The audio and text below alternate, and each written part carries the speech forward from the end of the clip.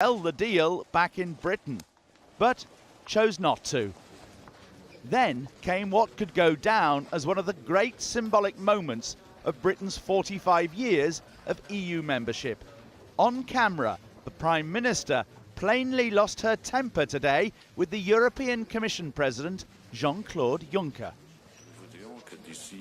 At his press conference last night, Juncker had said Britain needs to tell Brussels what they want and stop being nebulous, he said, and imprecise. So today's subsequent row went like this, two lip readers have told us. "What did you call me?" May began. "You called me nebulous." "Yes, you did." "Nebulous, nebulous." "Yes, you did." "I didn't," said Juncker. "I didn't." And the arguments clearly continued after the camera had to leave. EU leaders turned up today, having cut from the proposed communiqué last night a pledge that the controversial Irish backstop, if needed, would only be in place for a short period. They also cut a promise to examine whether any further assurance can be provided. The Irish Taoiseach looked pleased. Very satisfied with the conclusions that we reached last night, which are that we as the European Union stand by the withdrawal agreement that was negotiated. We don't believe it's up for renegotiation. We're very keen to begin, as soon as it's ratified, talks on the future relationship. And the Romanian leader said to break the deadlock, We expect a positive vote from the British Parliament, not a summit. At her press conference this lunchtime, Theresa May pretty much admitted she had accused Jean-Claude Juncker of calling her nebulous. I had a robust discussion with Jean-Claude Juncker. I think that's the sort of discussion you're able to have when you've developed a working relationship and you work well together. What came out of that was his clarity that actually he'd been talking, when he used that particular phrase, he'd been talking about a general level of debate. And Mrs May insisted the talks over the Irish backstop would go on. We will be bringing a vote back to Parliament before the 21st of January. So we will be working expeditiously over the coming days to seek those further assurances that I believe MPs will need. And the European Council President said he would be available to help. I have no mandate to organise any further negotiations. We have to exclude any kind of reopening our negotiations on the withdrawal agreement. But of course, we will stay here in Brussels, and I'm always at Prime Minister Theresa May's disposal. As for Juncker and his row with Theresa May, I was following the debate in the House, and I can't see where the British Parliament is heading at. And that's why I was saying that this was nebulous, foggy in English, so it was not... I was not addressing her. And in the course of the morning, after having checked what I said yesterday night, she was kissing me. As we head towards Christmas, Theresa May is seeking more concessions from Brussels. But what if she doesn't get them? Well, she'll probably plough on, hold the big Commons vote on the withdrawal agreement in January, and almost certainly lose it. What then are her options? Well, she could ask MPs what they think of other types of Brexit, such as Norway and Canada, and they'd probably get rejected as well. Then she could call a general election. But even if she were to get a majority this time, that wouldn't necessarily resolve matters. Another option? Hold another referendum. But that could make politics even more divisive than it is now. The other possibility? Simply leave the EU on March the 29th with no deal and keep the £39 billion divorce settlement. And predictably, there was little Christmas cheer for the Prime Minister today from her critics back home. She needs to come back, she needs to make a statement in Parliament on Monday and answer questions. And she needs to put that vote back to Parliament next week and let us vote on it. She knows that she has to get legally binding changes to the withdrawal agreement in order to get the consensus that she wants to get. So she knows what's needed. Now she has to deliver on it. And the ERG group of Tory Brexiteer MPs are hinting they might go on strike. The critical thing is the Prime Minister went to Brussels to ask for some concessions, and unfortunately she's come back with absolutely sweet Felicity Arkwright. But you're hinting there you might withdraw your votes, not just on Brexit stuff, but other things too. Well, I think we should focus on this first. If there's no surprise seasonal gift from the EU soon, Theresa May has only hard choices left.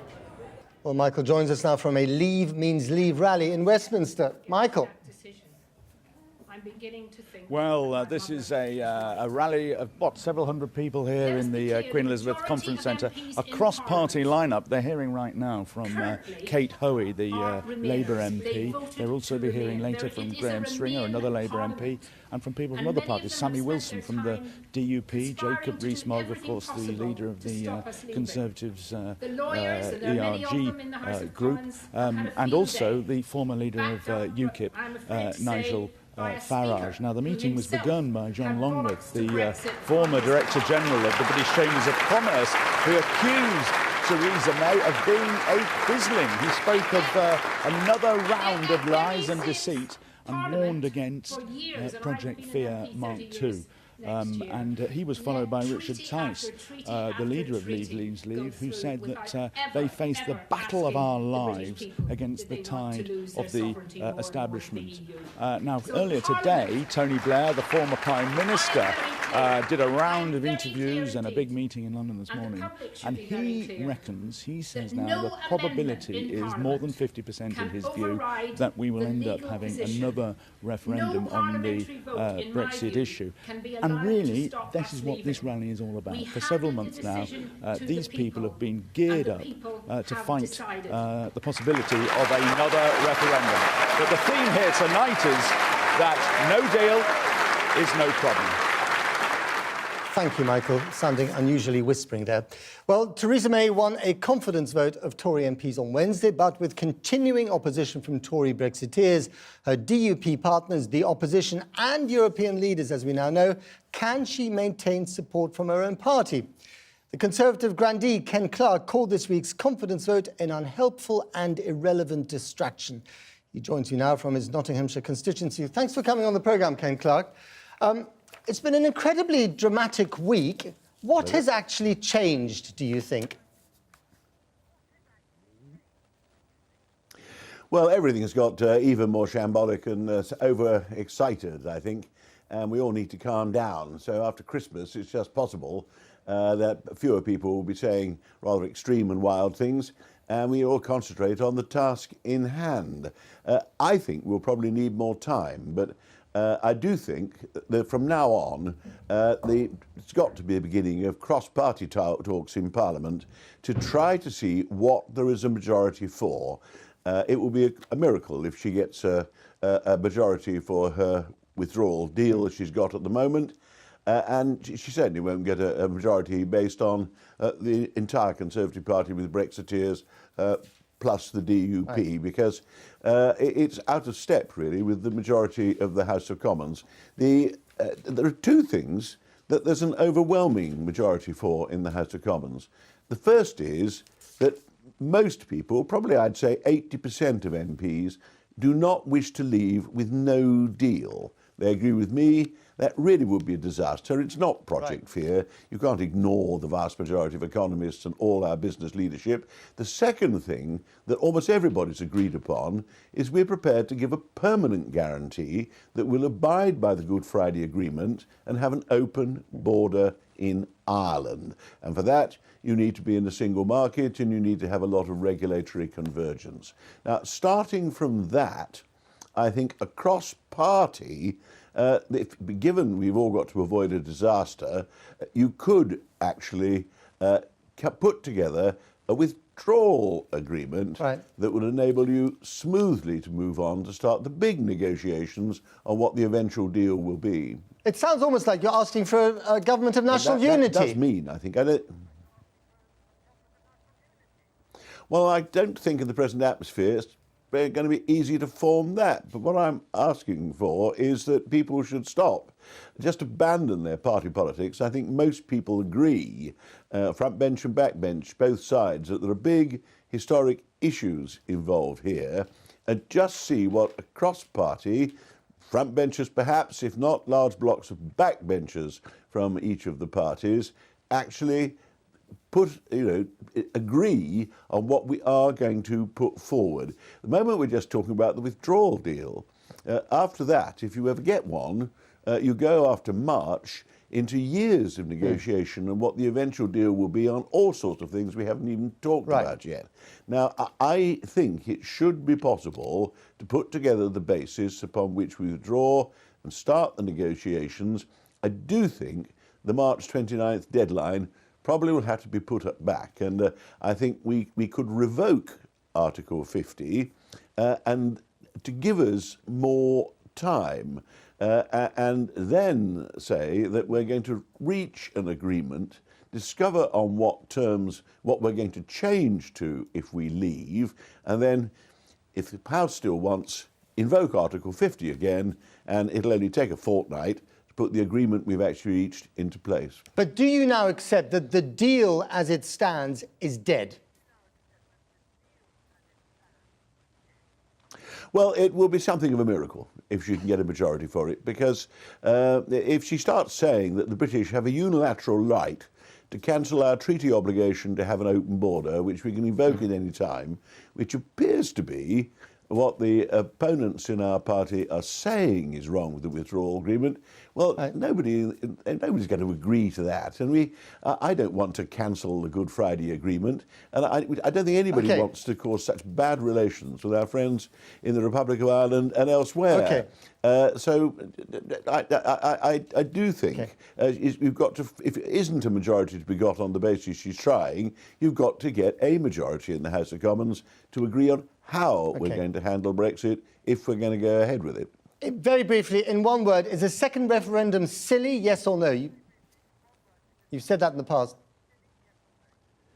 I think the referendum caused all this trouble. The point of referendums is to annul parliamentary democracy, to put Parliament out of the thing, and to seek to order Parliament to do something. And it's caused all the confusion. Not sure a second one would resolve very much. This one's all too effectively reduced our parliamentary democracy to wreckage, and I think a second one would be just as divisive. And if we vote leave again, we're back where we started. Well, on what basis are we going to leave? What does leave mean? I prefer a parliamentary solution. There's a majority there that can be put together when everybody's calmed down. Ken Clark, I'm going to have to leave you here. Thank you very much indeed. So what would be the economic impact of a no-deal Brexit? I'm joined now by economics correspondent Heli Ebrahimi. What would it be? Well, Matt, it's hard to comprehend, but from the very first day of a no-deal Brexit, all the basic legal rules that underpin huge parts of British society would simply cease to exist. And this would be as far-reaching and profound as the planes in the sky, our visas, our medicines, our haulage. And if you take that last subject, haulage, it sounds simple enough, but we actually need permission to take British trucks in and out of Europe. And if we crashed out, we'd be limited to just 3,000 trucks. And I have to tell you, Matt, that represents just 5% of our current journeys. So what about all this stuff from the Brexiteers that we'll be fine with WTO rules? I mean, WTO rules are hugely restrictive. The WTO is a global club with preset tariffs and preset quotas. Take, for example, at the moment, cars. We have 0 tariffs for cars going into Europe. Under WTO, it would be 10%. For clothes and shoes, at the moment, we have 0 tariffs. Under WTO, it would be 12%. And there are tariffs that are much higher. Beef, some beef products attract tariffs of 90%. And we're just talking about tariffs here. We're not even talking about regulation. And the point here is we can't control how Europe treats us if we crash out. So we can't bring those tariffs down to 0? Well, we can bring them down when it comes to European goods coming into Britain. We can make them 0. That would make it easier. That would make it cheaper for British consumers in the supermarkets. But by the way, what Brexiteers are not telling you here is that if we bring tariffs down to 0 on European goods, Under WTO rules, we would have to apply that unilaterally. And if we do that, the consequences, how are we going to strike these deals with places like Australia if we have nothing to bargain? Good point. Helia, thanks very much. Fatima. Thanks, Matt. Well, a little earlier I spoke to the economist Gerard Lyons and to Carolyn Fairbairn, the Director General of the Confederation of British Industry. Carolyn Fairbairn, it looks like Mrs May's deal is not going to get through Parliament. We are heading for no deal. Are you prepared? Businesses are extraordinarily anxious right now. So 100 days next week on Wednesday until we leave, and firms still have no clarity about how no deal will be avoided. But we are heading for no deal unless there is no alternative. Is that something you're willing to accept? We need to find a way not to have no deal, because the damage to jobs and employment and growth will be very significant indeed. So we know that we would have delays at customs. We know that there could be a reduction of capacity of up to 80% at Dover. This means that businesses will not be able to get their parts. It means that food will not be on shelves. We need to find a way through this to protect jobs and our economy. And I think our real worry is the economy has been lost in all of this political debate. So we do need to find a way through. It's not something we should be accepting for a moment. OK. Gerard Lyons, that's quite a doomsday scenario. Food will not be on the shelves. Well, first and foremost, I think it's important that no deal is not a rehash of Project Fear. And we've unfortunately had too much Project Fear in the last 2 years. First and foremost, no deal is about preparation. And second is about opportunity. It's quite clear from the bank I'm involved with, but also from conversations across the city, that firms and the city in general are making great progress and will be fully prepared by next spring. So preparation is a key issue, but also it's about opportunity. So there are lots of issues here. There's no doubt that some firms, if they're not prepared, and some sectors may find it a bigger shock in the near term. But just as the referendum result itself was a shock, and the economy has shown itself resilient, there's the same issue here. So we shouldn't be complacent, but at the same time, we should prepare and put it in context. Okay. But, Gerard, some of this is absolute fantasy. The idea that no deal can be managed is absolute fantasy. What we know is that if we don't have the withdrawal agreement, we will not have a transition period. It will be 100 days until we leave. Do we think we are ready? I think I've heard you say we are absolutely not ready. And no, I ask I've said again, that. But actually, in what we terms do of, about the jobs. I think it's very important. No one should be complacent.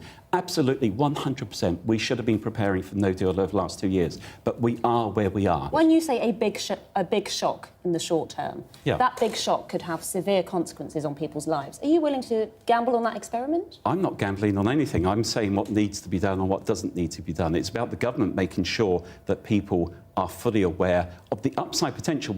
The upside really does come through in the future, but in the near term, just as when leaving or voting to leave was a shock, the economy proved resilient. If you have a no deal, it's a shock. But in terms of coming back to your specific question, in economic terms, it's very much about being prepared for it. Take the supply chains that the auto sector talks about. They've said that the supply chain from the EU will be a big shock to them. But then one looks at the fact that 1 in 3 components in the supply chain come from outside the European Union. They can handle that. Therefore, why can't they handle the supplies from Carolyn, honestly, Gerard, this is delusion. No, it's not delusion. It's about. I agree with you. There will be a shock, and I don't. But we have heard from many companies in the automotive sector, from JLR to Nissan to BMW, to Mini. They are having to close their plants immediately following the Brexit date because they are so concerned. I know that many of them would move supply chains out of the UK at the cost of great number of jobs. Are you surprised that we've got to this point, that we're even talking about no deal? I am shocked, because this is something that businesses have said right from the beginning, and it's getting more and more sharp. There are 150,000 businesses out there that only trade with the EU. They do not have the systems to be able to deal with the kind of customs delays and the tariffs, £6 billion of additional tariff costs, £20 billion of additional bureaucracy. This is the kind of cost that our economy cannot withstand and should be not trying to withstand. In terms of tariffs, remember that we have the ability to cut our tariffs. Here's the opportunity in the future. We trade under WTO terms. We go to tariffs which are a tax on imports, can be cut to zero. The tariffs are highest on food, clothing, footwear, which hit poor people hardest, and on autos. No one should be complacent. A no deal is a shock to the system. Hence, we need, to repeat the point, to prepare for it. But at the same time, we need to keep the worries and the fears in context against the longer-term opportunity. Carolyn, WTO rules present an opportunity. WTO rules are so much worse than the current trading terms we have with the European Union. Because the tariffs are so much higher and the regulation and the barriers are so much higher. So what's the worst-case scenario? We would face, for example, tariff barriers of up to 67% on lamb, and we currently have no tariff barriers. Remember, no deal is not crashing out or walking away. It's making sure that we have as much in place between now and the end of March. OK. And it includes You've talked about different sectors. Let's just take the dairy farmers in Northern Ireland. They could be wiped out because of the tariffs under WTO rules. Hold on. In terms of tariffs, it's two ways. It's about tariffs coming into the country, so you cut the tariffs. So tariffs and imports can be a key component of different sectors. In terms of the agricultural sector, I think it's been highlighted in terms of farmers that they should be the sector that is helped in terms of any transition period. Sectors that are most exposed, who cannot prepare fully, should be the sectors that are given assistance in the near term to help them through what I think will be difficult times for some sectors. OK. Carolyn, if MPs can't agree in Parliament, which it looks like they're not going to, are you heading towards backing a second referendum? Business has to work with the cards in front of it. And if that changes, if that world changes and the political environment delivers that as an option, we will absolutely consider it. And what would your advice to the Prime Minister be in how to break this deadlock in Parliament? If we have to face up to a no deal, then so be it. And just as people were too fearful ahead of the referendum result in terms of the consequences of the referendum, at the same time, I often think Britain's biggest export is its pessimism. The reality is we need to be more realistic about the near-term challenges, and I think more realistic also about the longer-term opportunities. OK. Carolyn, this is all project fear in the end. If we crash out in March, the impact on our economy, I hear it from so many businesses, and the consensus across many businesses is there, it will really damage us. We're going to have to leave it there. Okay. Thank you so much to both of you for coming in. Thanks.